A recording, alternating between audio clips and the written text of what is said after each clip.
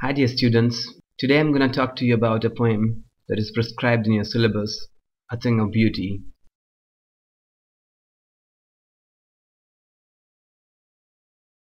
A Thing of Beauty, written by John Keats. Now John Keats was a romantic poet. Romantic not in the present sense. A romantic poet was the poet who loved nature, who believed in the supernatural, who was fascinated by the Middle Ages, which are also called the Dark Ages, when there were so many superstitions and people believed in the supernatural, and there were so many stories about the supernatural. So the romantic poets felt fascinated by the Middle Ages. They felt fascinated by the literature of the Middle Ages, by the stories and fables and legends of the Middle Ages. And romantic poets also focused on imagination and emotions rather than intellect and rationality. So we see that John Keats loved nature. John Keats believed in the supernatural. He believed in the fairies, in the elves, in the ghosts. He does talk about all these things in his poems. He was fascinated by the Middle Ages, by the stories, by the superstitions, by the lifestyle of the Middle Ages. And these, like all other romantic poets, he focused on imagination and emotions rather than intellect and rationality. Now the fifth thing is, these romantics were lovers of beauty. Beauty was like everything for them. You didn't believe. In one place John Keats says, beauty is truth, truth beauty. Beauty is truth, truth beauty. So they couldn't see truth apart from beauty, and they couldn't see beauty also apart from truth. So they found all truth in beauty. They found shelter in beauty. They found peace in beauty. That is the definition of a romantic poet. That is the definition of romanticism. Okay guys, John Keats died young. He was a great poet. His poems are wonderful. They touch your heart, they stir your emotions, they give you extreme pleasure. But the poor John Keats died young, quite young, in his 20s, and he died of tuberculosis, which was an incurable disease at that time. People did die of it in large numbers. So the poem we have is A Thing of Beauty, and the very title tells you all about the poem, all about the character of John Keats. And you can all conjecture what John Keats is gonna say in this poem. As we have already learned that these romantic poets like Wordsworth and Coleridge and John Keats and Shelley, they focused on beauty and they found everything in beauty. They found shelter, peace, refuge, everything in beauty. So John Keats in this poem also extols beauty. Okay guys, so I'll have to explain the poem line by line to you. So I'll write one line and then I'll tell you the meaning. I'll explain it to you. Okay. So the first line says, A thing of beauty is a joy forever. As I have already told you that these romantics found their joy, their pleasure in beauty. They were lovers of nature. They worshipped nature. They were nature worshippers. They found everything there. So a thing of beauty, like a flower, yeah, like a stream, like a mountain, like the moon, the sun, the stars, the rain, anything guys, anything that gives you pleasure, for them was a thing of beauty. Now how would the thing of beauty give you joy? Now beauty can create joy in your soul. It can give you joy that will last forever. For example, have you ever been to a hill station? And you say yes, of course.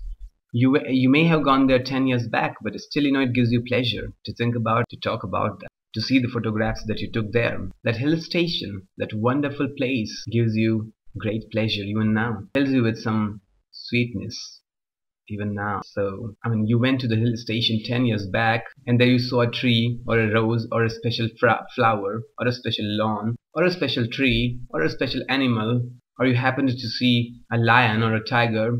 Even when you talk about it, it gives you extreme pleasure and it gets you excited even after 10 years. So a thing of beauty is a joy forever. The joy that you get from a thing of beauty lasts forever. Doesn't die away. It is everlasting. Another example, your childhood days. Your childhood days are a thing of beauty and they still give you pleasure. You still miss them. You still you still have those sweet memories and they still give you joy. You still feel good when you think about them. Wow. So a thing of beauty is a joy forever. It gives you joy that lasts forever. Now the next line says, its loveliness increases. It will never pass into nothing. Its loveliness increases. So the loveliness or the beauty of the thing of beauty will always increase. The joy that it gives will increase, but it will never decrease. It will never pass into nothingness. The thing of beauty always, the loveliness of the thing of beauty always increases. It never dies away. Pass into nothingness means pass into non-existence. So it will never become non-existent. It will always exist. It is immortal. The loveliness of the thing of beauty is everlasting. It doesn't die away with the passage of time. It continues. Its loveliness increases. Will never pass into non-existence. Will never die away. Okay, guys. Now the third thing is, will keep a bower quiet for us. And a sleep full of sweet dreams and health and quiet breathing. So it will keep a bower quiet for us. Bower means shelter. It will keep a shelter quiet for us. It will keep a quiet shelter for us. It will keep a peaceful shelter for us. A thing of beauty always gives you peaceful shelter to us. For example, you see, when you are sad, a thing of beauty makes you happy. When you're sad, you just go on the roof and you look at the moon and it gives you pleasure. It makes you happy. It changes your mood. When you're sad, when you're grieved, you listen to your favorite song and it gives you pleasure. It raises your spirits. So bower means shelter and quiet means peaceful. So the thing of beauty will keep a peaceful shelter for us. When we are when we are troubled in this world, we go to the thing of beauty. We go to nature. We go to a park. We go under a tree. We look at a flower and it gives us pleasure. We look at some photographs. It gives us pleasure. We go into nature. It gives us pleasure. So a thing of beauty always gives us shelter, a peaceful shelter from the problems of our life. Do you remember that ghazal by Jagjit Singh, Zindagi Dhoop Tu Ghana Saya? So there he says that life is full of difficulties and hardships, but you are a shelter for me. Zindagi Dhoop Tu Ghana Saya. So a thing of beauty will give you a peaceful shelter. And a sleep full of sweet dreams, and it will give you rest. It gives you rest. So here it says it will give you a sleep full of sweet dreams, and you'll be filled with sweet dreams. You'll be filled with sweetness of the dreams. What it will do is it will lift up your spirits, and you will be lost in your imaginations. You'll be lost in your fancies. When you look at the moon, you become romantic. When you look at a rose, you become romantic. When you listen to a song that is adorable to you, you become romantic. You start dreaming about someone or something. You start dreaming of a beautiful future. You get rid of all the frustration at that time. You're free from that. You forget your problems and you get rest. You get a good sleep, a sound sleep, and therein you receive sweet dreams too. That is what the thing of beauty does to you. And health. And you receive health also from the thing of beauty. Again, you see, Zindagi Dhoop Tu Ghana Saya. So a thing of beauty is a Ghana Saya that gives you abundant shelter. It gives you health. It gives you mental peace. It gives you mental health.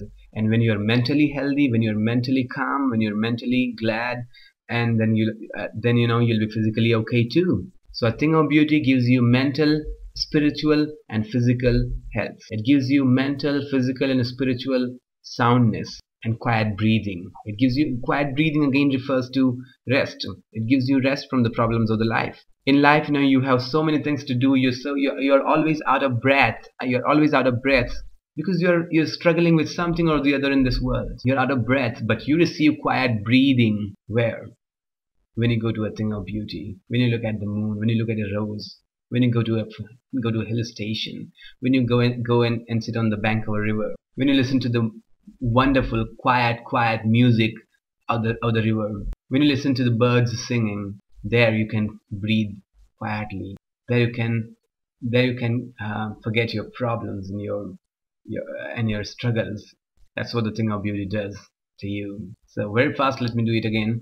But we'll keep a bower quiet for us. It will give you a quiet shelter and a sleep full of sweet dreams. It will give you rest. It will give you it will make you positive. It will make you optimistic for the future, and you'll be able to sweetly dream of a sweet beautiful future. And it will give you mental, spiritual and physical health. And it will give you quiet breathing. It will give you rest from the problems of the life, and it will give you joy, abundant joy. Okay. Now the next line is, therefore, on every morrow, therefore on every morrow are we reading a flowery band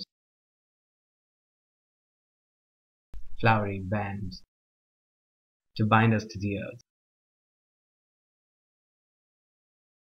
So therefore on every morrow will here mean every day are we reading. Read means to make a garland. So therefore, every morrow means every new day we are reading, means we are making a garland. Read is the verb for making a wreath or for making a garland. So we are making a garland of flowers to bind us to the earth. So we do make a you see, like binding, reading, or making the garland of flowers. Now what does it mean? It's not literal, it's figurative. Therefore on every morning we are making a garland of beautiful memories. We're making a garland of the memories of beautiful things to bind us to the earth, to bind us to nature. What I mean to say is we are cherishing sweet memories of beautiful things every single day. And those sweet memories are like flowery bands that we are reading. So we are reading sweet memory. Flowery band here refers to the garland of sweet memories. Sweet memories are the memories of good things that we see, that we experience. So every morning we are making a garland of sweet memories to bind us to the earth, to keep us connected to the earth, to keep us connected to nature. The world is so far away from nature now, and that's why it is suffering. So what we should be doing is we should make a garland of the flowers of sweet memories of beautiful things. Did you get me? We should make a garland of the flowers of sweet memories of beautiful things, and they will keep us connected to the earth. For example, let me repeat my example. You went to a hill station 10 years back, but you made a garland of the memories, and through that garland of memories you're still connected to that hill station, ain't you? So cherishing memories is what reading a flowery band means. Cherish the sweet memories of beautiful things that you see and experience in your life, and they will keep you connected to the earth or to nature. Did you get me, or I should repeat myself? Hey, let me repeat for you. So every new day, what we are doing is we are making a garland of flowers, means we're making a garland of sweet memories of beautiful things to keep us connected to the earth. For example, let me repeat the example too. You went to a hill station 10 years back, but you still remember that, and it still gives you pleasure. Those memories, when you think upon them, those memories still give you pleasure. And that's how you stay connected to that hill station. That's how you stay connected to the earth. That's how you stay connected to nature, through those memories. So those memories are the flowery band. The flowers in that band are the flowers of memories. Flowers of memories. Okay? That's what this line means. That's it for now. We'll do the rest of the poem in part 2 and probably in part 3 too. Okay? Thank you very much.